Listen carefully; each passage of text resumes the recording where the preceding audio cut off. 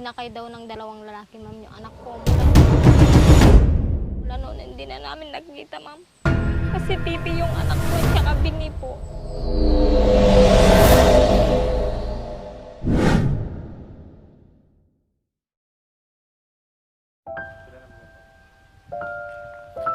Magandang hapon po sa ating lahat mga kabayan. Isang pamilya mga kabayan ang ating pupuntahan ngayon sa hapong ito dahil nagbabakasakali po sa mga kabayan sa pamamagitan ng ating channel, no, na manawagan sila na mahanap nila yung kanilang anak na panganay na nawawala po mga kabayan dahil bumili lang po ito sa isang tindahan at hindi na ito nakabalik, no? At sabi po nila ay parang merong kumuha. Kaya mga kabayan, tara, puntahan po natin yung kanilang bahay. Ayan po, nandoon po yung kanilang bahay mga kabayan.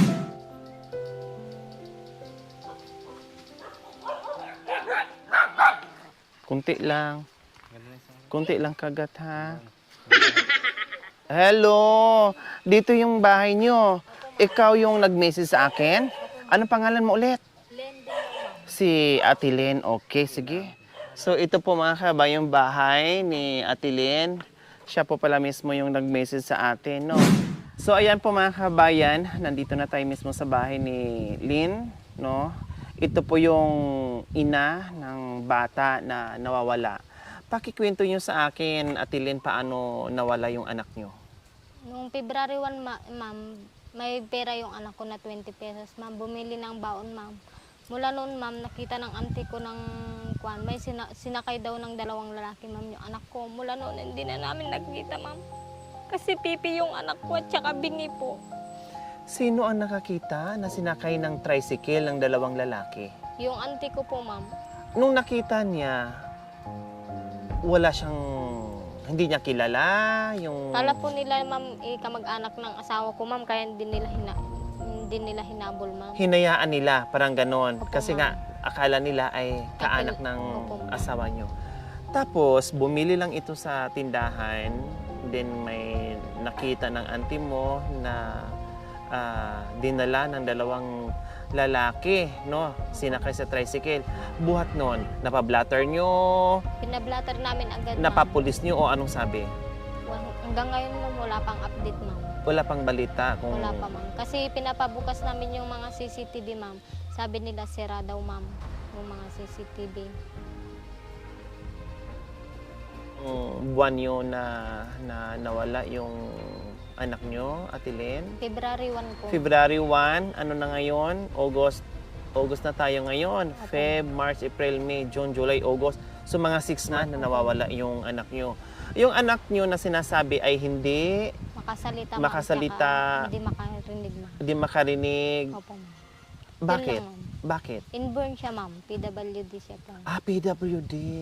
Diyos ko, nakakaawa naman. Opo, ma'am. Ito po mga kabayan, no, ako nahabag isang PWD, anak ni Ate Lynn, na nawawala.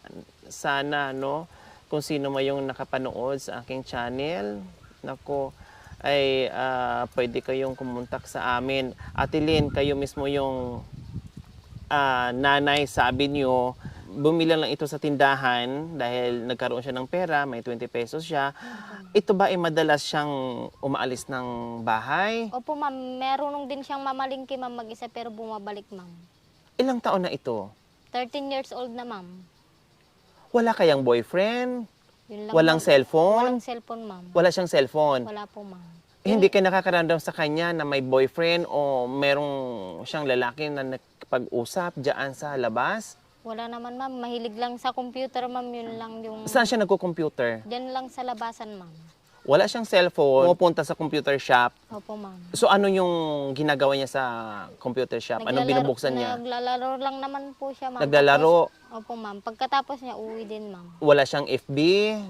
Meron akong ginawa, ma'am, pero hindi niya alam yung password niya. So, sa tingin mo, wala itong sariling FB na, yung sarili niya na hindi mo alam? Wala, ma'am. Kasi hindi niya siya marunong gumawa ng Facebook account niya, ma'am. So, anong grade na ba siya? Sped siya, ma'am. Pero nag-aaral, Opo, di ba? sa English. So, at least siguro mga kabataan kasi ngayon ay kahit sabihin mo grade school pa lang, no? Kahit na siguro kinder, marunong na eh. Kasi mga bata ngayon pagdating sa gadget talagang kabisadong-kabisado na nila, master sila diyan. No, ang ano ko, sa akin lang naman ang sa tingin ko baka mamaya nagkaroon ito ng boyfriend, no, hindi natin alam at sumama doon kasi nga sabi nyo ay nagko-computer, no. Siyempre, hindi naman lahat ng oras nababantayan nyo, tama? Opo, ma'am. No, hindi lahat ng oras na nababantayan nyo na nandyan kayo sa gilid, no. Ang buong akala nyo lang ay naglalaro. Hindi natin alam, baka mamaya nagkaroon ng contact o nagkaroon ng boyfriend, sinama, hindi natin alam. Buti sana kung ganun lang, no, okay lang yon yung sumama, kasi nandun na tayo, okay lang yun sana kung sumama sa boyfriend, no. Pero nakakatakot ito kasi dalawang lalaki, no, tapos isinakay sa tricycle hanggang ngayon, 7 months na, ay wala pang balita, walang update yung ating mga kapulisan o barangay, no, kung nasaan yung anak nilang panganay. So ano ngayon naramdaman niyo, Ate Lynn, bilang isang nanay na Masakit po, ma'am. Hanggang ngayon, naalala ko pa rin siya. Araw-araw, gabi-gabi ako hindi nakakakain, ma'am. Kasi kakakaisip ko. Kasi pag nagtitinda ako, ma'am, palagi ko siyang kasama. Pag nagtatrabaho ako, siya yung nag-aalaga sa mga anak ko. Kaya mabigat sa akin, ma'am. Mabigat na may bigat. masipag siya, tinutulungan kayo magtinda. Opo, ma'am. Kasama ko siyang magtinda ng mga talong, sweet corn, ma'am. Nag-house to house kami. Ngayon, na-stop, ma'am. Pati punan ko nawala.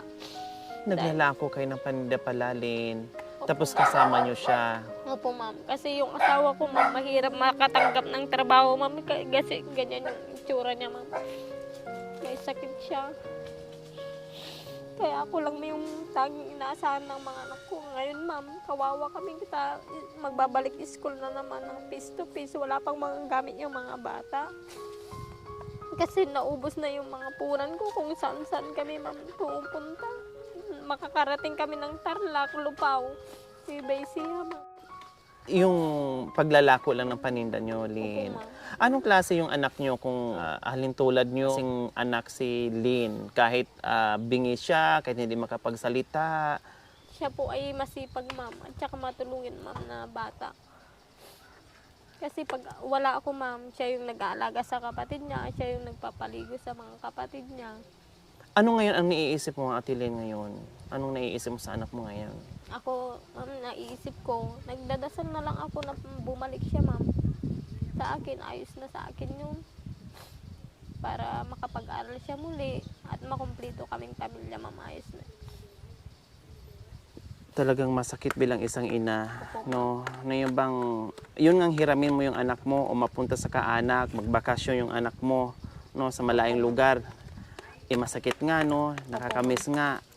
Lalo na kayo yung ganitong sitwasyon na hindi mo alam, manghuhula ka, nag-iisip ka, araw-gabi, nasaan na kayo yung anak ko, ano na kaya nangyayari, sino kaya ang sinamahan niya, sino kaya ang kumuha sa kanya, para itong dinukot no? Kasi biro mo, ay bumili lang sa tindahan, tapos merong tiyahin nakakita na may dalawang lalaki at isinakay sa tricycle, para tong kidnapping ang nangyayari, mga kabayan. Yan lang ang nakapagtataka, ma'am. Hindi siya sumasama sa hindi niya kilala, ma'am.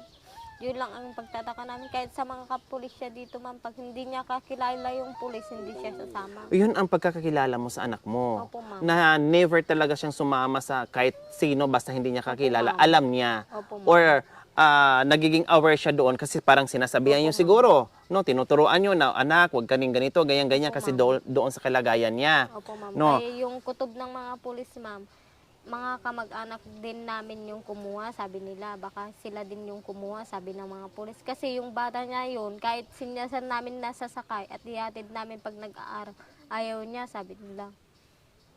Pulis pa ako, uncle niyo pa ako, bakit hindi ayaw niya na sumakay sa akin? Sabi. Sa pangyayari po, mga kabayan, mayroon sana nakakita, no, yung tiyahin nila na isinakay ng tricycle, no, kasama ang dalawang lalaki na kumuha. Kailang may CCTV sila, ito ay hindi Nakabukas. nakabukas, no. Yun sana ay number 1 sana makakita kung sino yung mga tao na yon, no? Kaya lang, ang batang ito ay hindi rin sumasama kung kani-kanino na hindi niya kakilala. Siguro ay hindi natin alam, baka tama nga po yung pulis na kakilala o kamag-anak kasi dapat magre-react yung bata kung first time sa kanya yung mukha na kumuha sa kanya, magre-react yun. Gaganon yun, no? Pero hindi nga natin alam, no, kung sino ba talaga mga kabayan, kaya malaking palaisipan ngayon, no? At kung saan ba talaga yung bata na hanggang ngayon wala pang balita. Kaya sa pamamagitan ng aming channel mga kabayan, Lori Aquino Talita, no, kami ay nananawagan na maglagay din kami ng picture sa bata, okay lang, no, na sa katunayan ay missing yung bata para kahit papaano, no, malay natin isa sa mga followers natin ay makapansin o makakita sa bata at makapagbigay sa atin ng impormasyon para mahanap natin. Okay, Lynn, manawagan tayo sa anak mo, Ate Lynn, baka sakali. Ako po ay si Len Dumlaw, taga-Poblacion East, Asingan, Pangasinan, Zone 6. Ako po ay nananawagan po sa inyong lahat na sana matulungan niyo akong mahanap si Angeline Dumlaw Paringit, 13 years old, na dito sa Pangasinan, Asingan, siya dinukot ng 2 lalaki. Sinakay po siya sa motor. Mula February 1 hanggang ngayon, din na po siya nakabalik dito sa bahay. Wala na kaming update sa pulis at sa barangay po. Sana po matulungan niyo kami mahanap ang aking anak na si Angeline Dumlaw Paringit. Siya po ay pipi at bigi po. Maraming salamat po. So ayan po, nanawagan na yung ina ng bata, no?